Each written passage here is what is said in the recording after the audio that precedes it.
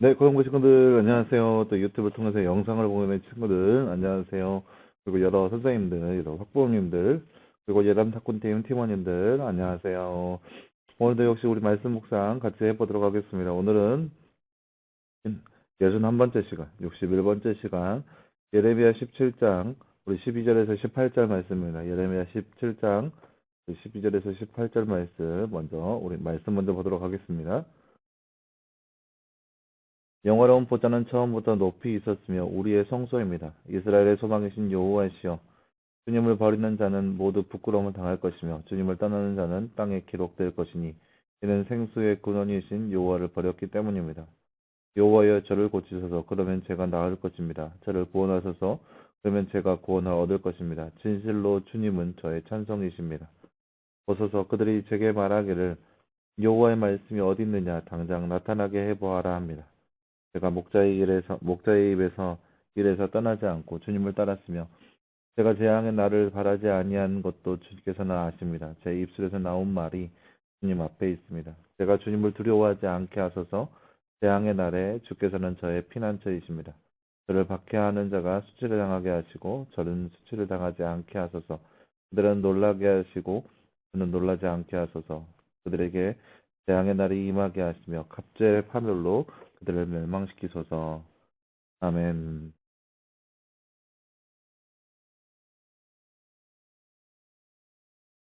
어,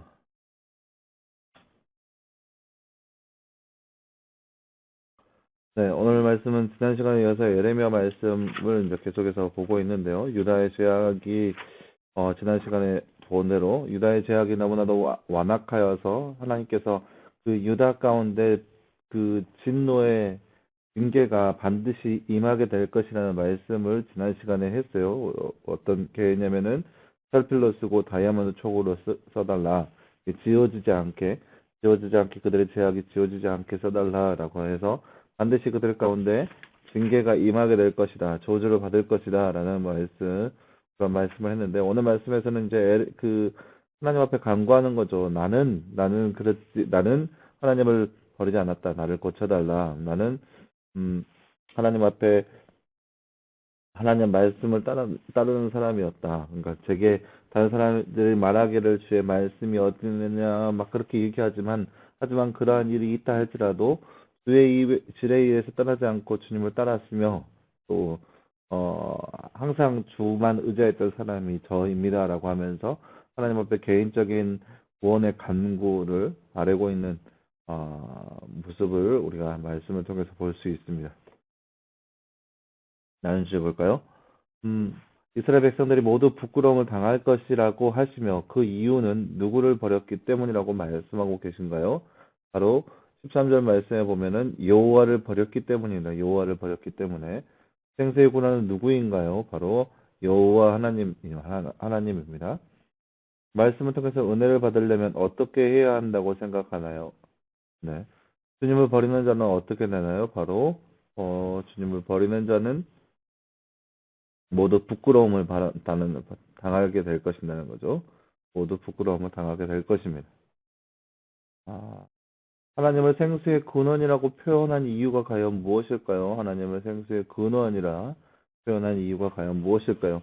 하나님을 향하여서 생수의 근원이라고 했습니다. 생수의 근원은 무슨 뜻이냐면은 말 그대로 생수가 이제 막 나오는 곳이죠. 그러니까, 여기가 근원이 오염되면 모든 것이 다 오염되는 거죠. 하지만 하나님은 오염될 수 없기 때문에 생수의 근원이라는 것은 여기에서부터 하나님의 놀라운 그 말씀이 시작되는 거고, 하나님의 놀라우신 그 생명, 생수라는 것은, 물이라는 것은 생명의 시초라고 할 수 있는데, 바로 이 생명의 시작이 바로 하나님으로부터 시작되었다라는 거예요. 그 앞에서 뭐라고 했냐? 이스라엘의 소망이신 여호와시여라고 고백하면서 뒤에서 생수의 근원이신 여호와를 버렸기 때문입니다라고 표현하고 있습니다. 무슨 말이냐? 이제 이 사람에게 있어서 유일한 희망, 그러니까 생수의 근원이라고 하는 것은 이제 그 생수를 먹고 마셔야 사람이 살 수 있듯이 그 생수의 근원 근처에 있는 사람은 잘 살 수 있다라는 거예요. 잘 살 수 있고 안전하게 거할 수 있다라는 거죠. 그러니까 여러분 보시면 산에 보면은 약수터가 있는데 약수터 근처에 있는 풀들은 무성하고 잘 자랍니다. 그쵸. 오아시스를 비교해 볼까요? 오아시스를 비교해 보면 사막의 오아시스, 그러니까 마르고 마른 사막이라 할지라도 오아시스 근처에는 숲풀이 이루고 있고 그 어느 정도 나무를 이루고 있어요.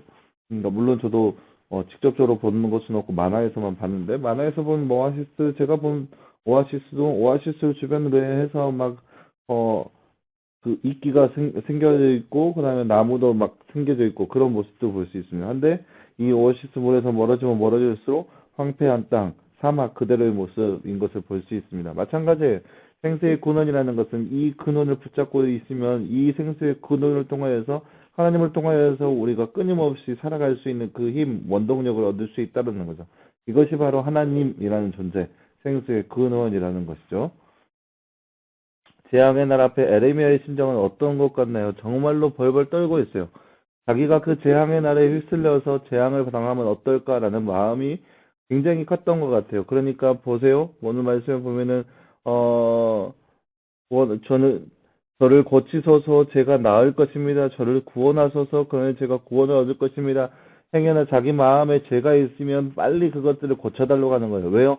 하나님께서 재앙의 날을 선포하셨어요. 재앙의 날을 선포하셨는데 그 재앙의 날에 반드시 임할 것이라는 그 사실을 알게 됐어요. 그렇기 때문에 이 재앙의 날에서 속히 살려달라고 하는 거예요. 왜요?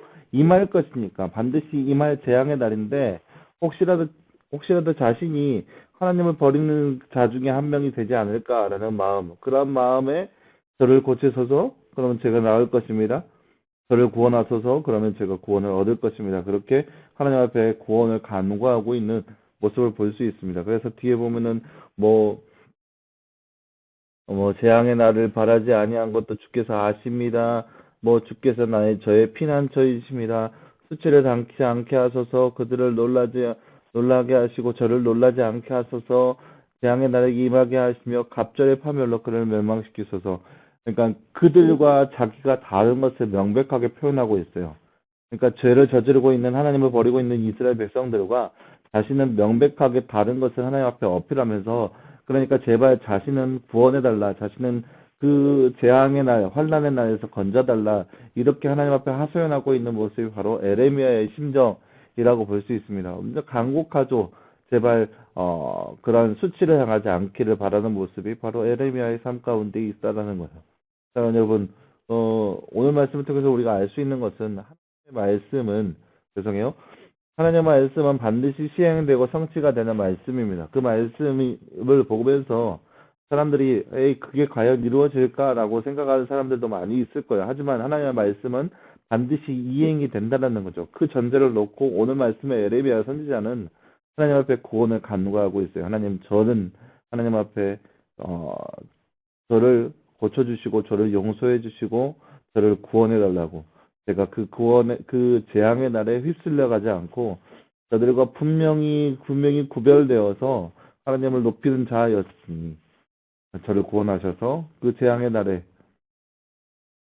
구원받는 자 중에 한 명이 되게 해달라고 이렇게 간구하고 있는 모습이 바로 에레미야의 모습이라 할 수 있습니다. 이 시대를 살아가는 우리의 모습 가운데 우리가 오늘 말씀의 에레미야를 통해서 알 수 있는 것은 먼저는 우리가 구별된 존재가 돼야 된다는 거예요. 거룩한 존재가 돼야 된다는 거예요.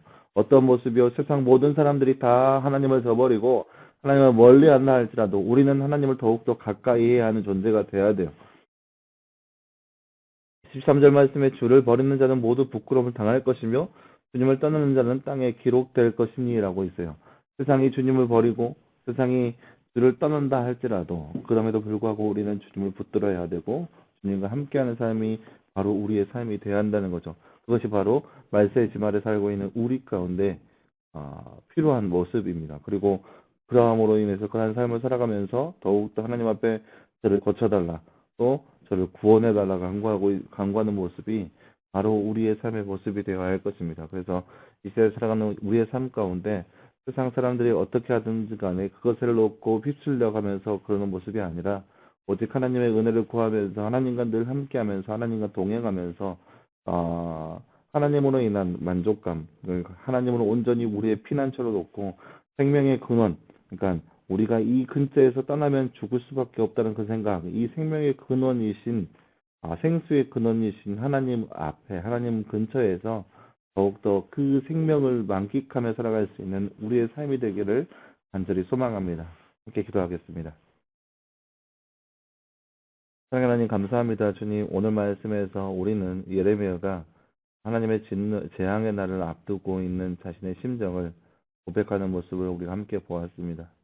하나님, 예레미야는 다른 그 어떠한 백성들과 달리 하나님 말씀에 따랐고 순종하였던 자인 것을 주님 앞에 강하게 어필했던 모습을 보았습니다. 그러면서 자신을 고쳐달라고, 자신을 구원해달라고 간절히 요구했던 모습을 우리가 말씀을 통해서 바라보았습니다. 사랑하는 하나님, 이 말씀을 바라본 우리의 모습 가운데도 거룩한 삶, 구별된 삶, 세상 사람들과 다른 삶이 바로 우리의 삶의 모습 되게 하여 주시옵소서. 그래야 하나님만 따르게 하시고 하나님을 섬기며 나아갈 수 있는 우리의 삶 될 수 있도록 주께서 늘 함께 하여 주시옵소서. 우리의 삶 가운데 늘 함께 계신 주님을 더욱더 기대하며 나아갈 수 있는 우리의 삶 되게 하여 주시옵소서. 이 모든 말씀 감사드리며 계신 예수님의 이름으로 기도하였습니다. 아멘. 네, 여러분 감사합니다. 오늘 내일도 역시 말씀 묵상하겠습니다. 여러분 꼭 기억하시고 말씀 묵상을 통하여서 더욱더 하나님과 가까워질 수 있는 저와 여러분의 모습 되었으면 좋겠습니다. 여러분 수고했습니다. 내일 보겠습니다.